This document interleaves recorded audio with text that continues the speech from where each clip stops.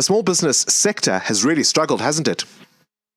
Certainly has, Bongani, sadly. And obviously, champions of South Africa entrepreneurs and the sector that we've always looked to kind of boost the economy and create new jobs. So losing 60% of full-time jobs and 76% of part-time jobs out of that vital sector is quite devastating for the country, really.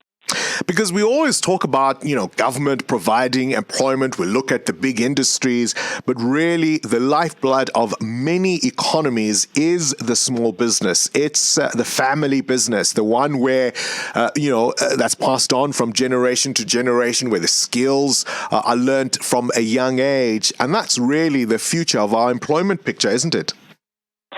Yeah, absolutely. I mean, if you look at the job figures where it says 60%, if you look at the numbers of the survey and how many people were lost, it's about 3 employees per business. So if you take that and extrapolate that out or generalize that over the SME sector in the country, you start to make sense of that 2 million job loss figure that came out a couple of days ago. And really, the difficulty of re-employment in that type of environment, really difficult to get those businesses going again and to re-employ, especially those skills, the scarce skills, you start to move on to other businesses.